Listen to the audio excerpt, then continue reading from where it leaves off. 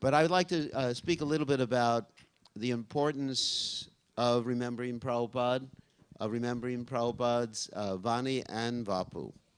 Because we were mentioning the other day that, of the two, of course, Vani is more important.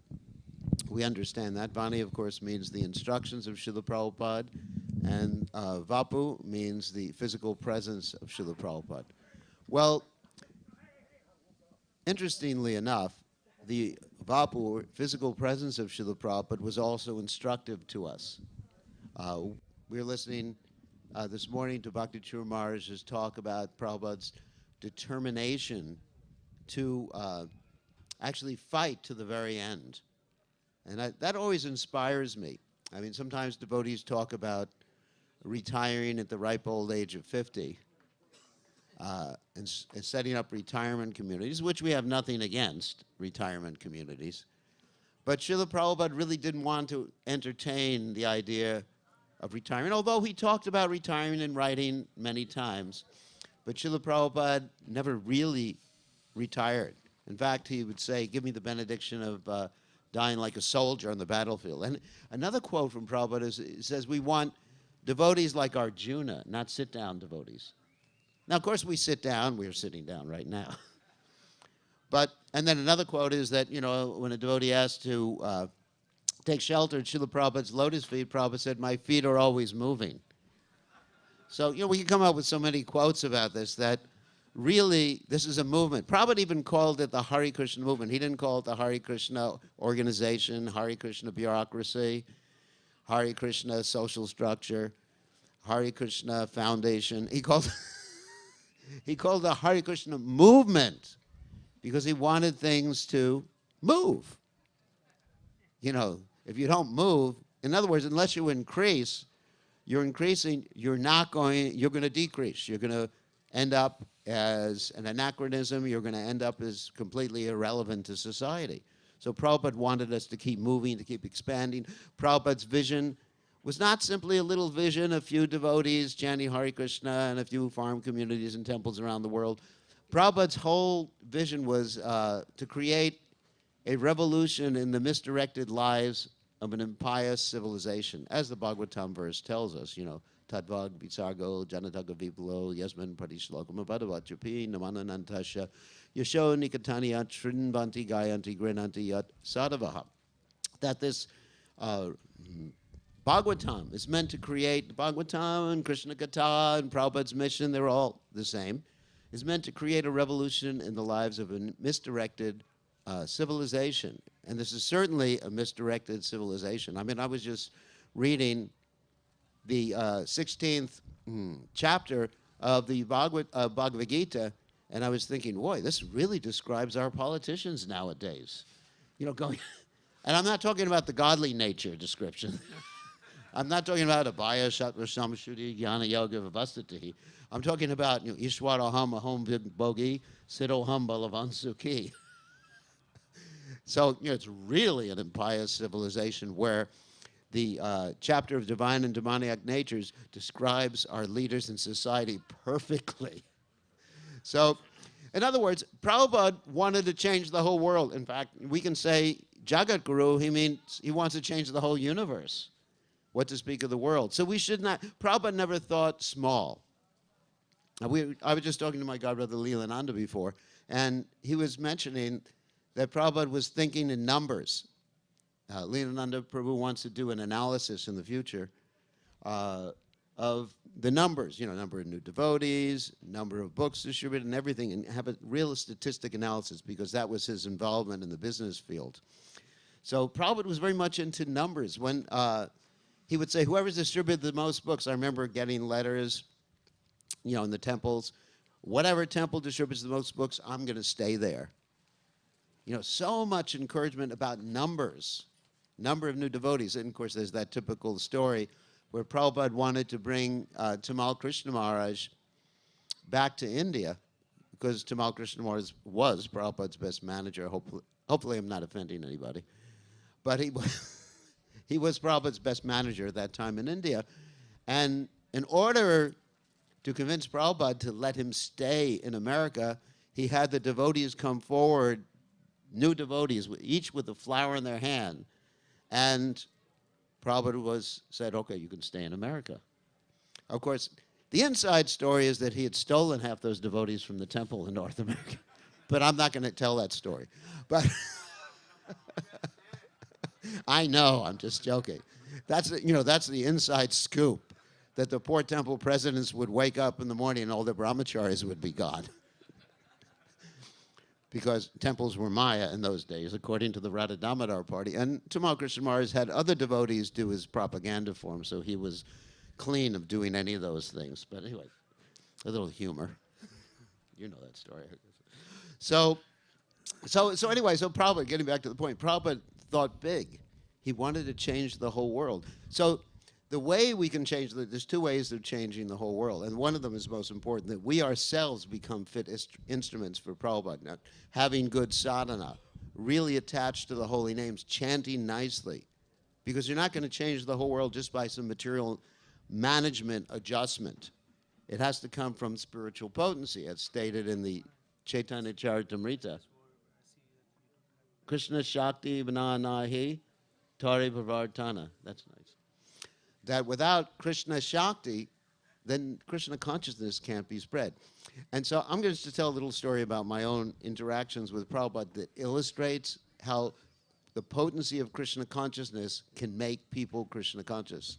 It goes back many years ago, before anybody here was born. Once upon a time, I was in Maya. Still am, but anyway. So once upon a time, I was in illusion, and I was listening to the radio. You know, just like any other nonsense person. I was listening to the radio, the top 10 of the whatever hit parade, whatever they had in the 1960s. And all of a sudden, I heard Prabhupada chanting on the radio. I didn't know it was Prabhupada. I didn't know. All I heard was this person going, Hare Krishna, Krishna Krishna, Hare Hare. And immediately, I didn't know anything about Hare Krishna at that point. Immediately, my life changed. I mean, I didn't put on a dhoti, shave my head. I mean, that took some time. But immediately it changed. When I heard it, I just thought, what is this sound?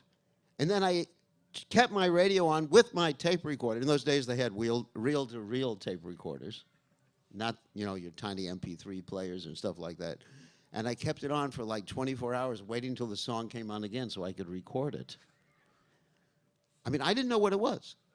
That shows the potency of Krishna consciousness. So I kept it on, and finally it came on again.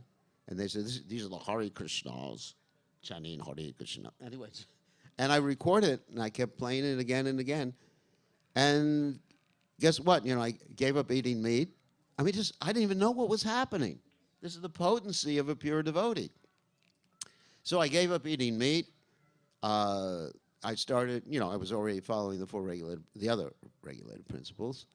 And I somehow or other became attached to the chanting of the Hare Krishna. I didn't even know what the chanting was at that point.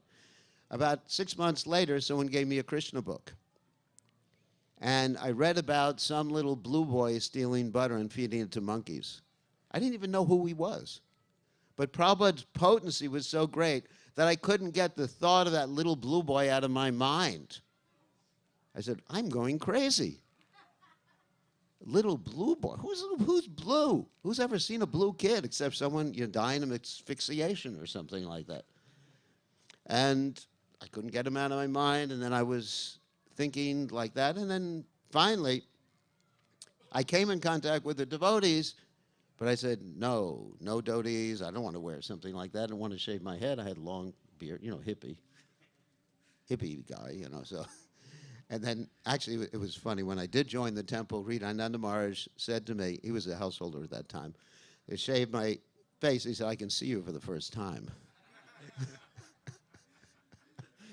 So, you know, you were hidden behind all that hair. So, and then it was Prabhupada, meeting Prabhupada in 1971 that got me to do what I didn't want to do, you know, shave my head, wear a dhoti, and move in the temple, wake up at 4 o'clock in the morning and do all these other things. So it was directly Prabhupada's potency that really entered into my heart. As described in the Bhagavatam by Lord Kapila Dev, Bhavanti Ritkarna Rasayana Kata Tajoshana Dashu Apavarga Vartmani Shradaratir Bhakti Anukramishati Satam Prasangam. So, in order to carry forward, the reason I'm telling these stories, in order to carry forward Prabhupada's mission, to be Prabhupada's soldiers, Prabhupada said military discipline, soldiers, we have to have that potency. And Prabhupada will act through us if we stick very tightly to Srila Prabhupada's instructions and to please Srila Prabhupada. And Prabhupada expected us to do miracles. Because that's the active principle in spiritual life, is the order of the Guru. And I mentioned the other night that when I read the introduction to the 8th canto of Srimad Bhagavatam that Prabhupada wrote, Prabhupada kept emphasizing this, how he was completely dedicated to the order of his Guru. The success potency is there in the order of his Guru. And so this is, to me, this is the point. That to understand Prabhupada's instruction and his mood, his instructions, his mood, his example, and we have all these devotees here, particularly Bhakti Chur Maharaj and Bhakti Raghava Maharaj, who had a lot of association with Srila Prabhupada.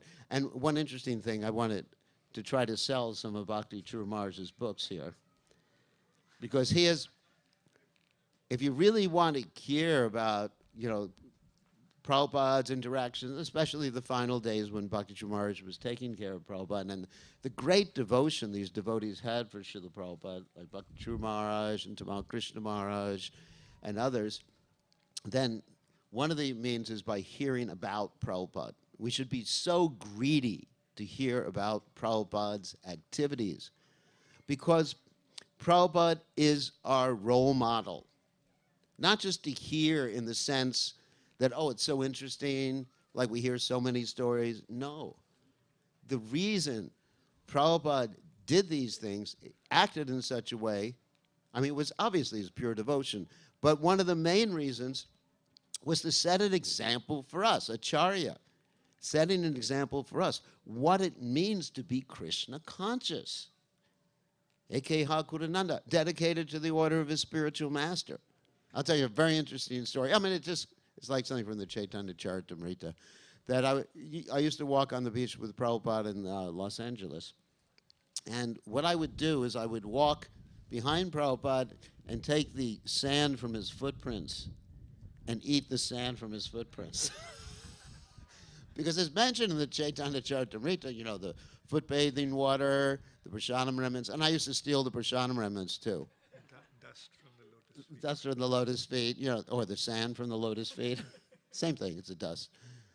And, you know, another time, you know, so we should be greedy. Of course, this is when Prabhupada is physically present. Another time I arranged a reception for Prabhupada in Dallas, Texas, 1972 or 73. And I grabbed the plate after we offered Prabhupada in the VIP room there. And I grabbed it, and I wouldn't share it with any of the other devotees. I basically ate everything, the orange peels, the grape stems, and I would have eaten the plate, too, had it not been metal. So the same greed that I had back then, we should have for hearing about Prabhupada and understanding Prabhupada's mood.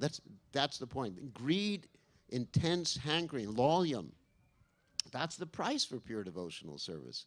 Not simply, oh, I want to be a gopi, I want to be a gopi, I want to be a gopi. That's not our method, according to Prabhupada. Our method is Yasha Prasada, Bhagavat Prasada, Yasha Prasada, Nagati Katopi. Not only by pleasing, but I'm enthused. I want to please. My whole life is dedicated to pleasing. I'm greedy to pleasing Prabhupada. And that's the loyum that will get us to the pure devotional platform and enable us to save the whole world. Anyway.